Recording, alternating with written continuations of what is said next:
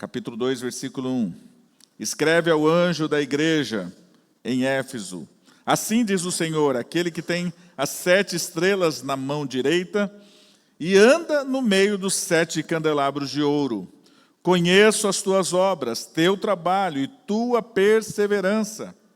Sei que não suportas os maus e que puseste à prova os que dizem apóstolos, que se dizem apóstolos, mas não são. E descobristes que são mentirosos. Tens perseverado e sofreste por causa do meu nome, e não te desanimaste. Tenho contra ti, porém, o fato de que deixaste o teu primeiro amor. Lembra-te, pois, de onde caíste, arrepende-te, volta às obras que praticavas no princípio.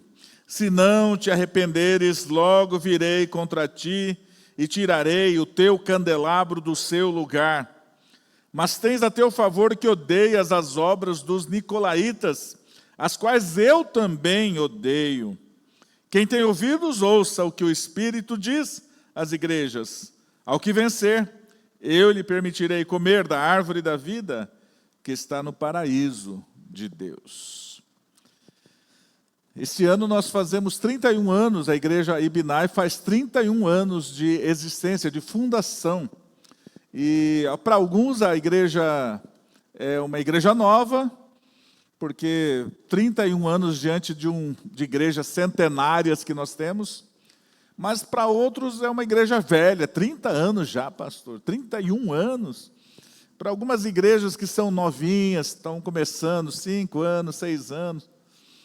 E aí a gente olha para isso, e uma das marcas da nossa igreja é a marca da igreja que prega a palavra. A gente viu isso nos testemunhos do batismo de quem estava chegando. Falou: olha, a gente está escolhendo essa igreja porque uma das marcas dessa igreja é que ela prega certo a palavra de Deus. E a gente fica até, eu não vou falar a palavra orgulhoso, porque talvez alguém não vai entender isso, mas a gente fica feliz de ser categorizado como uma igreja séria que prega a palavra de Deus. Mas a gente começa, muitas vezes, diante dessa realidade de ser uma igreja séria, de uma igreja que prega a palavra de Deus, a gente tem que tomar cuidado, porque pode ser que no meio desse caminho todo a gente perca a essência que é o amor.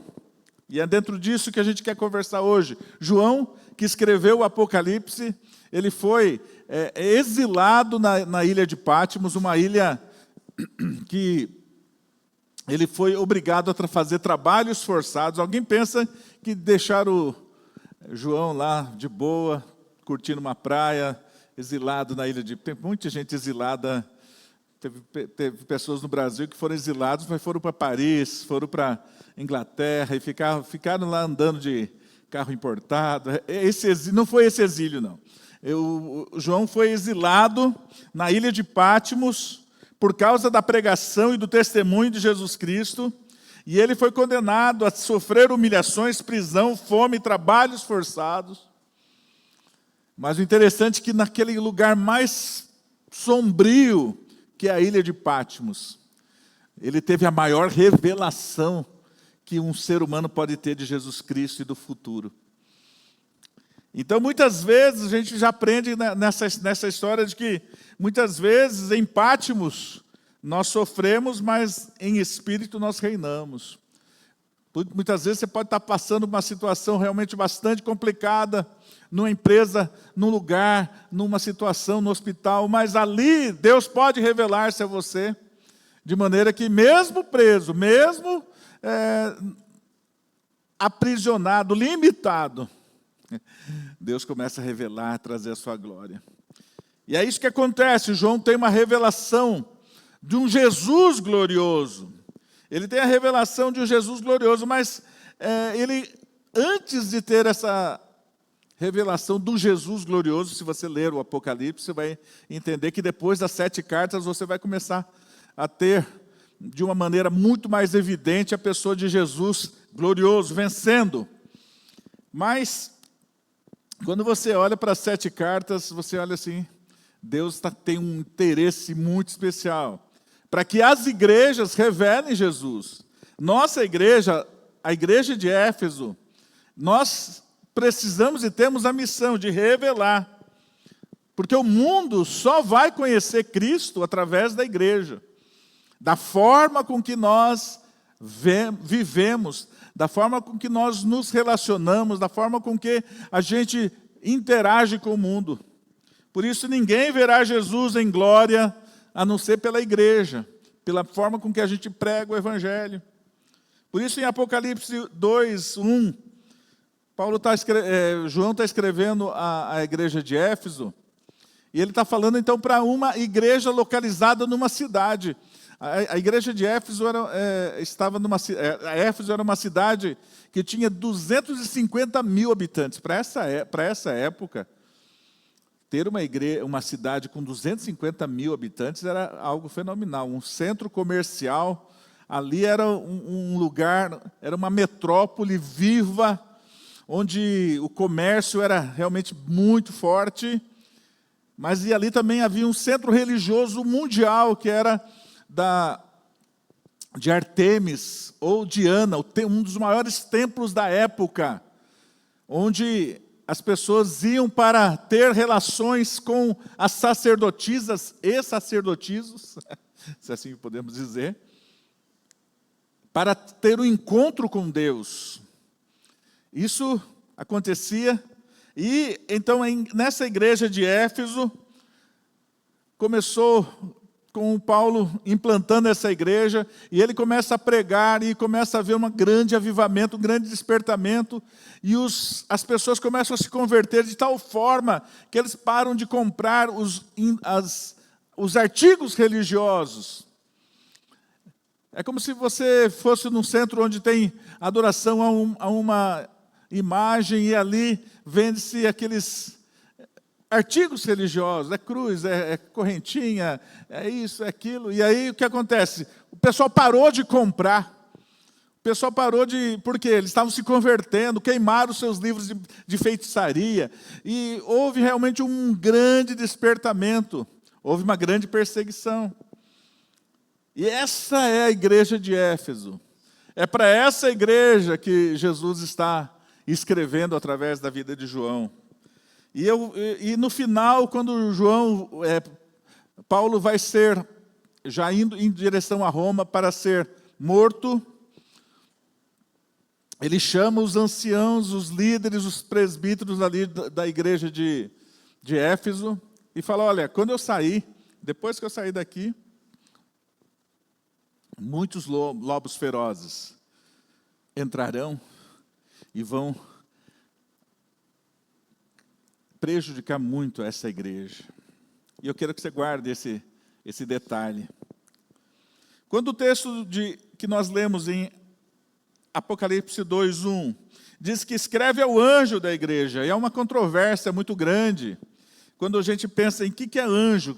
Eu cresci entendendo que anjo era o pastor da igreja. Escreve ao anjo da igreja. Em alguns lugares aí a gente vai nas igrejas da nossa denominação, né, e a gente é chamado de anjo. O anjo da igreja, olha aqui, Senhor, abençoa o anjo dessa igreja. E a palavra anjo é mensageiro. Mas alguns teólogos divergem disso, e eles creem que era um anjo mesmo, era um anjo angelical, brincadeira, mas era um anjo que cada igreja tinha um anjo. Alguns creem dessa forma. Outros acreditam que na realidade, falava da igreja, como os representantes de uma coletividade de pessoas tementes ao Senhor. Eu não vou entrar nesse mérito, mas Jesus escreveu ao anjo da igreja. E esse anjo da igreja, ele precisa entender isso. Eu creio que, de uma certa forma, era para todos ali. E ele fala: olha, assim diz aquele que tem as 7 estrelas na mão direita e anda no meio dos 7 candelabros de ouro. E a gente começa a ver essas figuras de linguagem no livro de Apocalipse, é aí que a gente começa a tropeçar, né? O que é 7 candelabros, 7 estrelas? E a gente começa a se perder, e muita gente nem lê Apocalipse, porque começa a se confundir. Mas nesse caso aqui, 7 estrelas e 7 candelabros representam a igreja. Né? A igreja que tem que brilhar. Um candelabro é onde que você tem várias luminárias sobre ele. Estrelas é aquilo que brilha. E a palavra de Deus diz que o Senhor tem a igreja na sua mão. Ele tem as 7 estrelas na sua mão. Ele anda no meio do candelabro. Ele está dizendo, eu ando no meio dessa igreja. Eu tenho essa igreja em minhas mãos. E quando eu penso nisso, eu fico assim, de uma certa forma, aliviado. Porque, graças a Deus, que é Ele quem sustenta. E às vezes, quem sabe disso, a gente já está há tanto tempo. Às vezes a gente começa a ver a igreja oscilando, começa a ir bem. Você sabe que não é por causa de você, mas quando começa a ir mal, é por causa do pastor. A igreja, quando vai bem, glória a Deus, Deus está fazendo a obra. Mas se está indo mal, é o pastor. Então, realmente a gente fica nessa situação, e glória a Deus, porque é Deus quem sustenta a igreja. Amém? Mas também dá temor, porque se é Ele que anda no meio da igreja, o que Ele está vendo nessa igreja? Imagina, ele está andando no meio da Ibinai. O que ele vê? O que ele vê? O que ele está vendo? E aí eu fico assim, Senhor, ao mesmo tempo que é bom, é temeroso. Senhor, o que o Senhor está vendo? Por isso, as cartas que João escreve às 7 igrejas, na realidade, essas 7 igrejas, elas representam uma totalidade. O número 7, sempre na Bíblia, representa a completude, mas havia mais de quase 100 comunidades nessa região, não era apenas 7 igrejas que havia naquela região. E não tinha templo, gente, só para vocês situarem, tá? A gente fica imaginando a igreja de Éfeso, né? Uma catedral. Não, ali não havia uma comunidade de pessoas. Porque eles, inclusive, estavam sendo perseguidos. João estava exilado na ilha de Patmos. João foi um dos pastores da igreja de Éfeso. Mas as igrejas se reuniam nas casas. Mas havia uma comunidade naquele lugar. Só para vocês se situarem. E todas essas cartas, basicamente, das 7 cartas que são escritas, 5 têm uma repreensão e um elogio. 2 uma não tem nenhum elogio e outra não tem nenhuma repreensão. Mas é interessante nós olharmos para isso. E então Jesus começa a falar para essa igreja, diz assim, eu conheço, verso 2, eu conheço as tuas obras, teu trabalho, tua perseverança, sei que não suportas os maus e que pusestes à prova os que se dizem apóstolos, mas não são, e descobriste que são mentirosos. Tens perseverado e sofrestes por causa do meu nome e não te desanimastes. No verso 6 diz assim, mas tens ao teu favor que odeias as obras dos nicolaítas, as quais eu também odeio. A Éfeso era uma igreja que primava pela verdade. Ela era uma igreja da verdade. Qualidades da igreja de Éfeso. Primeiro, era uma igreja da verdade. Ele fala assim, olha, Jesus está falando, olha, eu conheço as tuas obras. E talvez a pergunta que, será que Jesus conhece as obras da Ibinai? A gente poderia, né, fazer uma lista aqui, né? Nossa, a nossa igreja é uma igreja boa. Tem célula, tem escola bíblica, temos até assembleia para prestar contas. Olha, nós somos uma igreja, como nós dizemos nos nossos valores, uma igreja íntegra. Nós somos uma igreja acolhedora, nós somos uma igreja que tem um louvor abençoado, nós somos uma igreja que cuida das crianças, dos jovens. Olha, e a gente começa a falar, e Jesus fala, eu sei de tudo isso, eu conheço as tuas obras. Eu conheço as tuas obras, eu sei do teu trabalho, eu sei que vocês são perseverantes. E ainda, acima de tudo, vocês são aqueles desmascaradores de falsos apóstolos. Caçadores de apóstolos, mentirosos. A gente está vivendo um tempo em que tem muito apóstolo mentiroso por aí, né, gente? Éfeso era fera nisso. Chegava um apóstolo mentiroso, ele olha, tá aqui, ó. Vocês são mentirosos. Não tinha dó de apóstolo, não. Passava por cima. A igreja de Éfeso era essa igreja.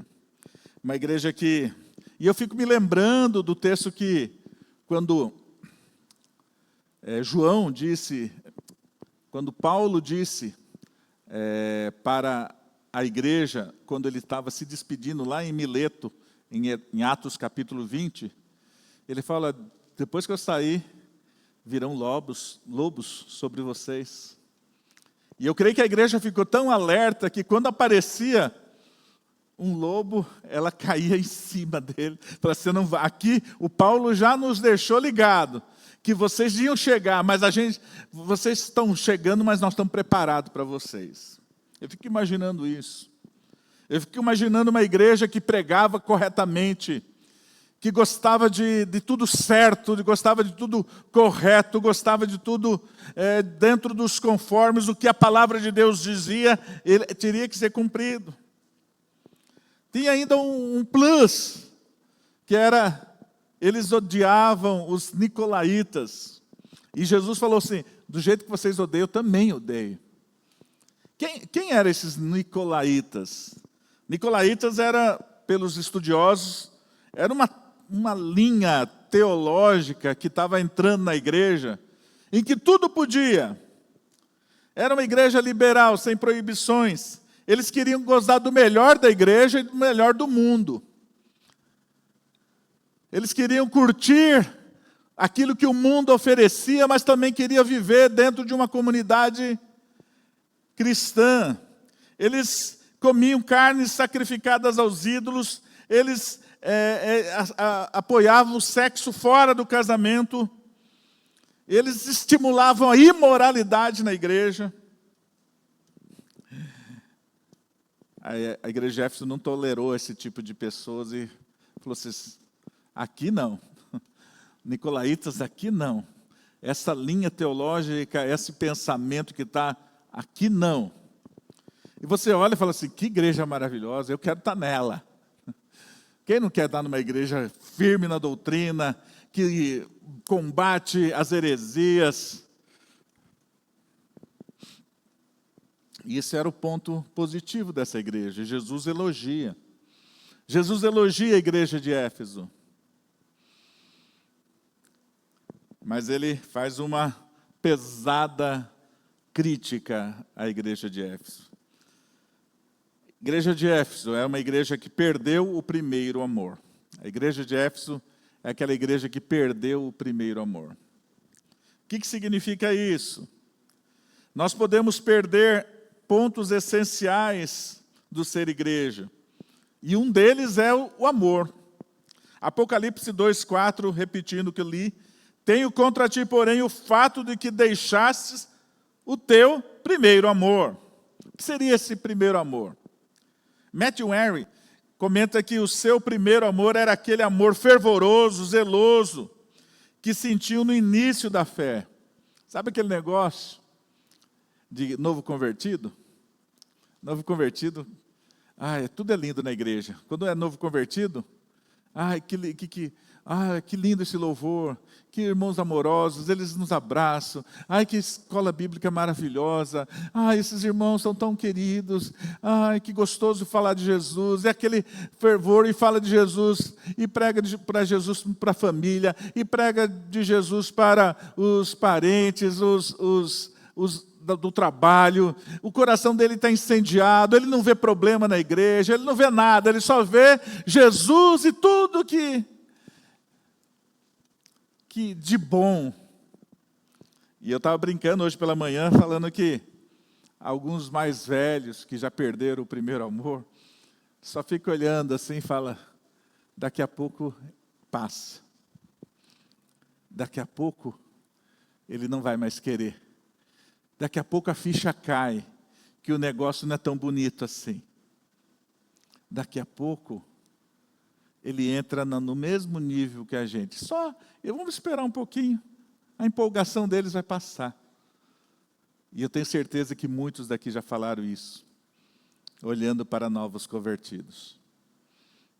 Porque você talvez perdeu o primeiro amor. E você até estranha aquele que tem o primeiro amor. Você até fala assim, é inocente, não sabe de nada.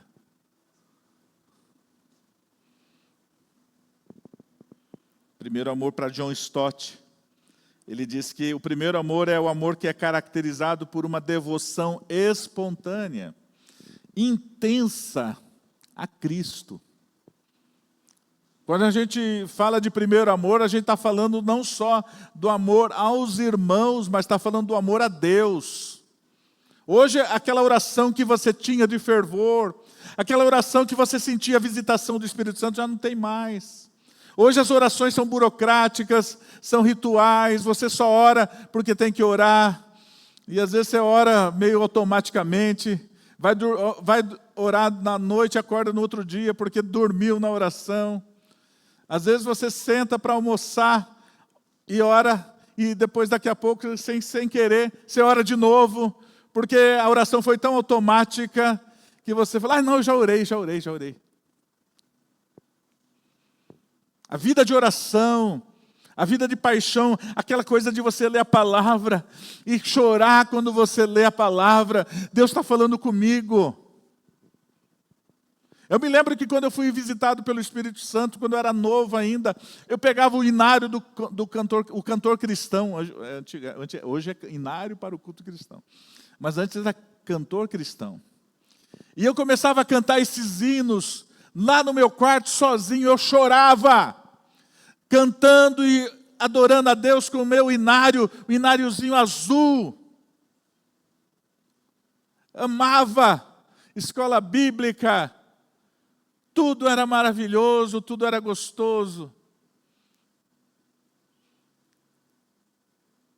E vez ou outra, aquela presença de Deus maravilhosa, mas vai passando, né? Vai passando. Porque os outros, os mais velhos, falam, vai passar.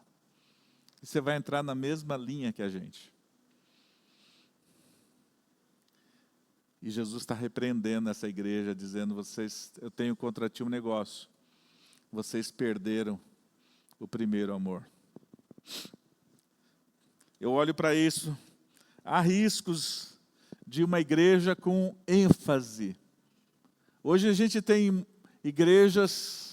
Gente, a minha filha me mostrou um negócio, uma igreja que tem grife, e todos os membros usam uma cor, meio marrom, meio bege, meio pastel, e ela tem, é uma igreja, e todo mundo anda bem vestido, e eu falei assim, eu estou fora dessa igreja, porque eu não consigo acompanhar,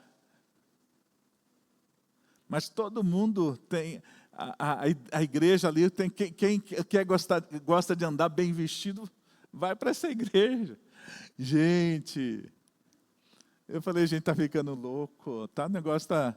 Imagina um pobrezinho, lá da favela, como que vai numa igreja dessa, gente? Não entendo. Sinceramente, é muito a minha cabeça. Mas hoje tem igrejas com ênfases. Tem a igreja da verdade, como Éfeso, né? É uma igreja ortodoxa, uma igreja que gosta de uma boa liturgia, de uma pregação, mas a igreja é fria, os relacionamentos entre os irmãos é frio, as pessoas não têm um relacionamento de amizade e de comunhão, mas do púlpito saem pregações maravilhosas. Existe outra igreja que é voltada para o amor. Todo mundo se ama, a pregação é horrível. Ninguém só fala coisas que estão fora da palavra, inventa coisa, tem visões, tem negócio. Mas a igreja, gente, que delícia essa igreja. Não prega nada correto, mas a gente se sente super bem. Porque o pessoal abraça a gente, o pessoal cuida da gente, ora pela gente. É uma igreja com ênfase no amor, mas sem a verdade. Existe igreja que... fiquei sabendo que tem uma igreja que o pastor é um músico. E lá a igreja está lotada de músico. É uma igreja com ênfase na música. É uma igreja com ênfase nas coisas da... Mas será que cabe outras pessoas nesse lugar aí? O desafinado se sente mal naquele lugar. Existe a igreja da ação social, uma igreja ativa, que cuida das pessoas, os pobres, que vai e ajuda, levanta as cestas básicas, faz trabalho nas comunidades. Mas é uma igreja que não tem a ênfase na comunhão entre os irmãos. É uma igreja muito trabalhadora. Tem igrejas dos ricos, igreja dos ricos. Tem a igreja dos pobres, que o rico não se sente bem, porque ele vai na igreja, todo mundo fica olhando para ele. E o pobre vai na igreja do rico também. Nós temos um problema muito sério de sermos uma igreja com ênfase. Por isso que a gente fala, nós somos uma igreja que quer alcançar todas as gerações. A gente não quer ser uma igreja só dos jovens, ou só disso, ou só dos velhos. É um grande problema. O que mantém uma igreja saudável é o amor. Porque Deus é amor. Se falta amor é porque falta Deus. E o interessante é que se você ler as cartas que João escreve, João foi pastor da igreja de Éfeso. E se você ler as cartas que João escreve, a ênfase que ele dá, principalmente na primeira, segunda e terceira carta, é ao amor. E dá a impressão, então, que João estava enfrentando esse problema na igreja dele. Éfeso era uma igreja difícil. E nós vamos ver que ela não se corrigiu. Depois da pregação de Jesus, ainda ela não se corrigiu. Mas como é que pode acontecer isso? Como que a gente perde o primeiro amor? Como a igreja pode cair deixando o primeiro amor? Hoje existe uma ênfase muito grande na sociedade, que ela está tomando conta da igreja e de todos os lugares, onde, primeiro é uma igreja autocentrada, as pessoas são centradas, uma vida autocentrada, ela é focada em si mesmo e no conforto da sua família. Não importa os demais, o importante é eu e a minha família. Tanto é que ele fica num lugar, se for bom para ele e para a família dele. Porque ele quer conforto, ele quer um lugar seguro, ele quer isso, ele quer aquilo. Tem gente que deixa de vir à comunhão por causa da família. Pastor, o que você está dizendo? Você tem que deixar a família por causa da igreja? Não. Estou falando para você vir junto para a comunhão. Mas primeiro é família. Primeiro é a minha família. Tem gente que põe primeiro os filhos. E a gente está vendo uma igreja se perdendo, uma geração se perdendo. Porque filhos, eles não criam mais uma identidade com aquela comunidade, porque enquanto me servir, eu estou aqui. Depois que se não servir, eu estou mudando.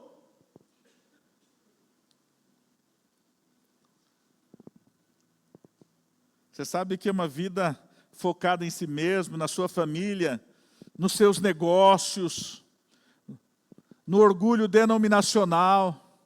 Tem gente que fala, olha, aqui não é tanto, mas conheço algumas igrejas que eu sou baptista, eu sou presbiteriano, eu sou assembleiano. E depois eu vi um pastor falar assim, antes de ser crente eu sou batista. Falei, eita nós, aonde vai chegar um negócio desse? Orgulho de ser o portador da verdade. A gente começa a ser uma igreja que começa a se perder, começa a cair, quando a agenda da igreja é mais importante do que a vida das pessoas.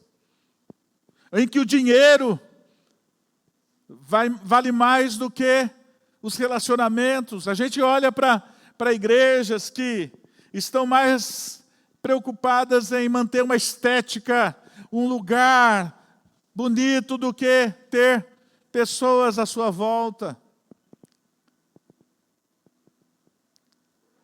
Por isso, falta amor pelos perdidos.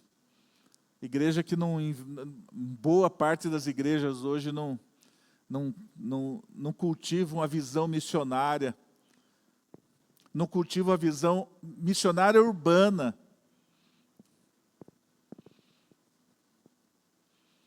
Começam a falar sobre dependente químico, tem gente na igreja que fala assim, eles escolheram esse caminho.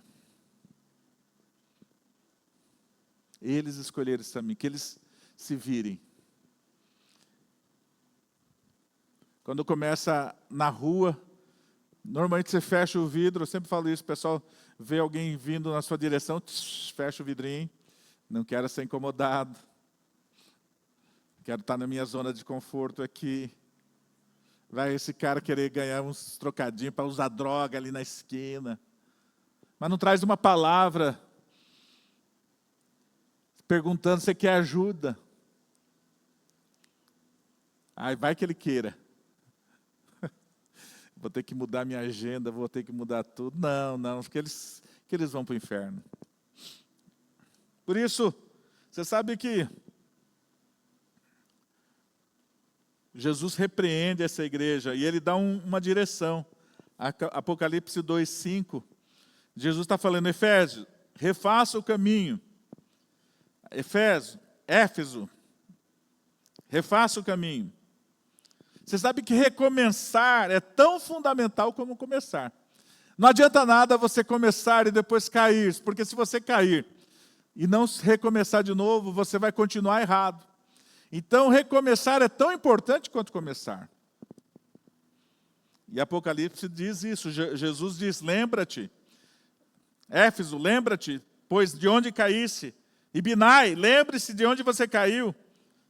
Lembre-se de onde caísse, arrepende-te, volta às obras que praticavas no princípio.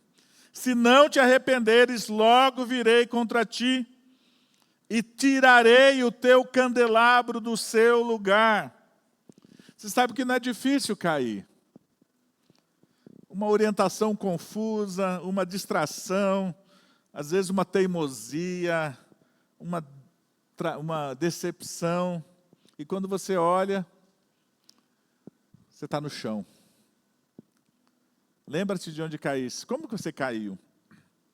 O processo de queda também, queridos, não é um negócio assim, às vezes muito rápido. Muitas vezes é um processo. E talvez você esteja num processo de caída. Sabe o que é esse processo de caída?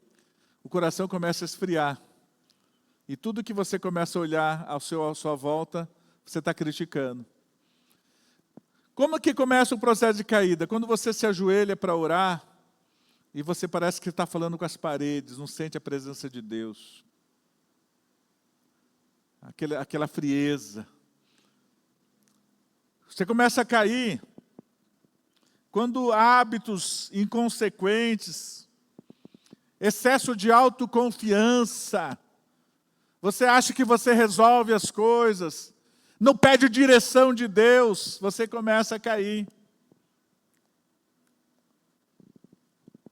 Você começa a cair quando você não fica vigilante para os lugares onde você está andando, o que você está escutando, o que está entrando dentro do teu coração. Tem coisa entrando dentro do teu coração e você sabe que não é de Deus, mas você deixa entrar. Conversas que estão fazendo mal para você, mas você deixa essa conversa acontecer.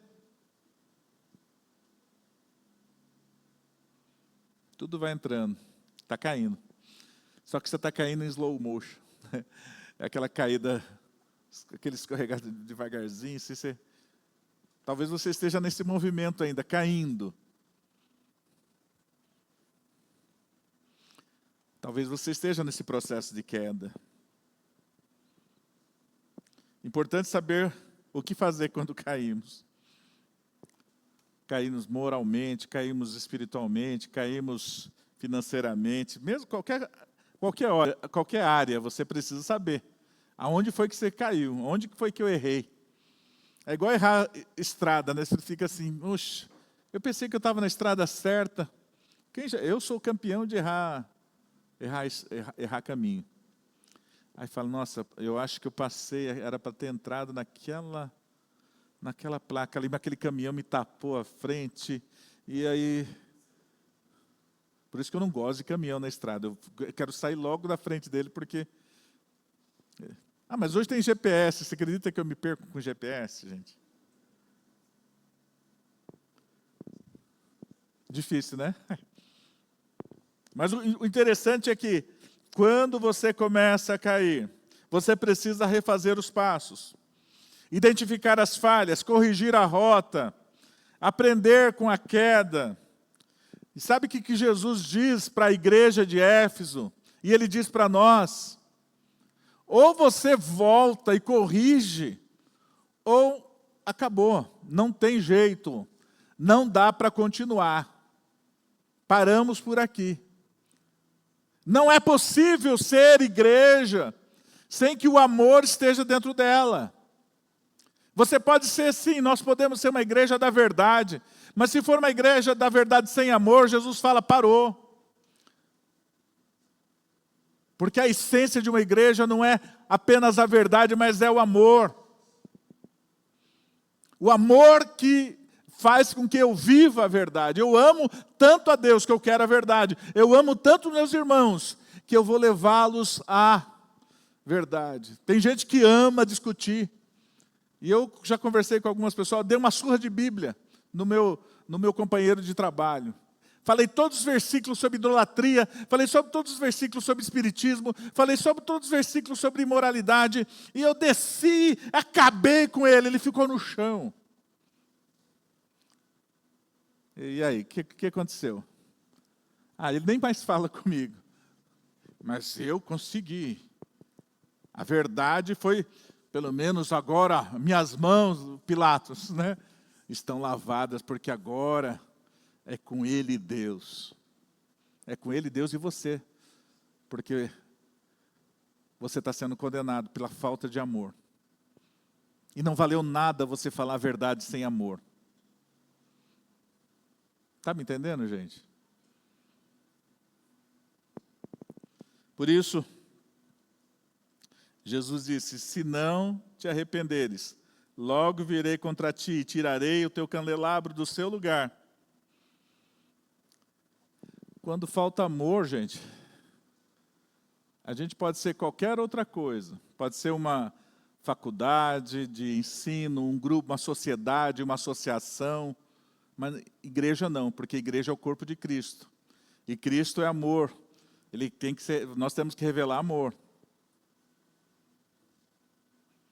Tem gente que não quer saber se é em amor. O importante é que a verdade seja dita. Porque você foi trabalhado dessa forma. Eu quero concluir essa palavra pensando com vocês um pouquinho sobre isso. Como é que é a igreja? Como que a Ibinai está? Como que você está?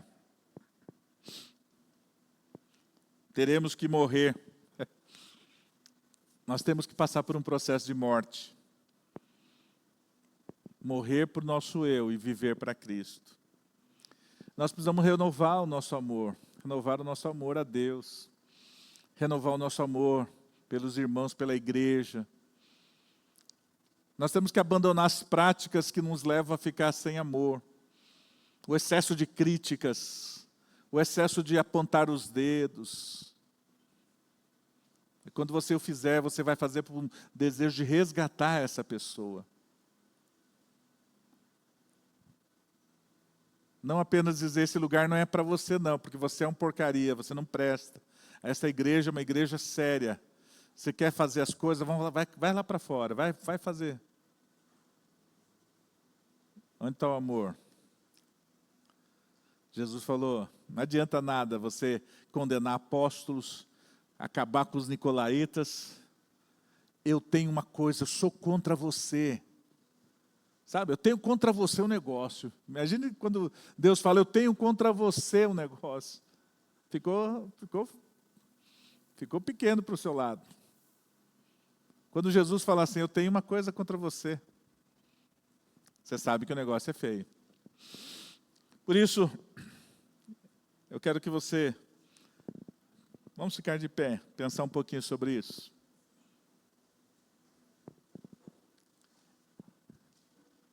Eu quero convidar você a fazer exercícios durante essa semana. Que exercícios são esses?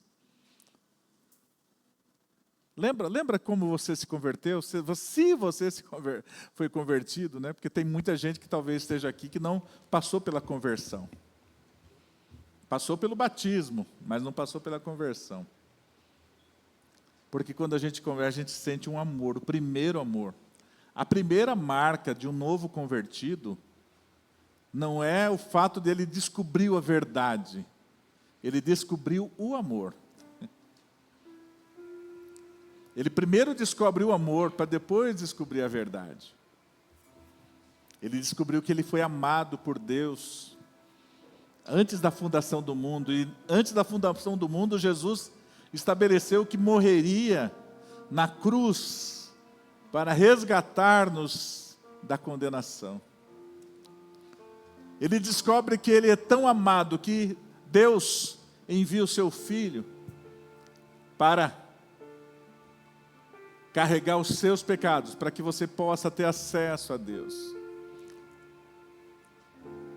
E aí você começa a lembrar de quantas vezes aquela presença gostosa de Deus foi tão bom para você. E você faz tanto tempo que não sente isso. Apenas frieza, apenas cumprir. Eu dou meu dízimo, eu vou na célula, eu vou na igreja, mas é apenas um cumprir de um ritual religioso. O convite nessa noite é para que a gente volte ao primeiro amor. A gente volte a ser grato pela nossa salvação. Grato pela nossa salvação. Volte a amar. Volte a amar. Volte a amar a Deus. Volte a amar os irmãos. Volte a amar a igreja. Volte a amar as pessoas, os perdidos. Volte a amar a intimidade com o Senhor. Volte a amar o tempo de devocional, de oração, de comunhão. Volte. Volte. Sinta a miséria daqueles que não conhecem o Senhor. Chore pelos perdidos. Já fiz um desafio uma vez. Volte a chorar. Seu coração está tão duro que não chora. Apenas raiva. Apenas religiosidade seca. Isso vai acabar com você. Éfeso foi uma igreja que hoje não existe nada nessa região, lá na Turquia. Não existe uma igreja evangélica. E eu creio que Jesus cumpriu. Tirou o candelabro, tirou a presença dele, porque a igreja não conseguiu voltar, refazer o caminho. Talvez um dia, quando Deus procurar alguma coisa em você, Ele não vai encontrar nada, porque o seu coração foi esfriando, e quando você chega diante de Deus, Ele vai olhar para você e falar assim: cadê? Fala que não tem nada, Senhor. É apenas religião. Apenas rituais.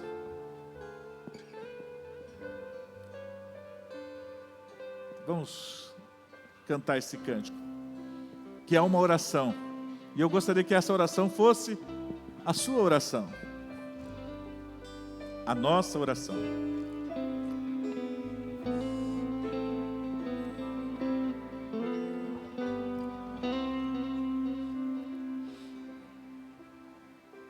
Quero voltar ao início de tudo, encontrar-me contigo, Senhor.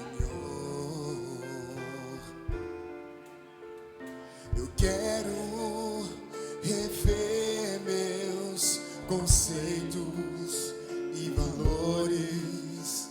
Eu quero reconstruir.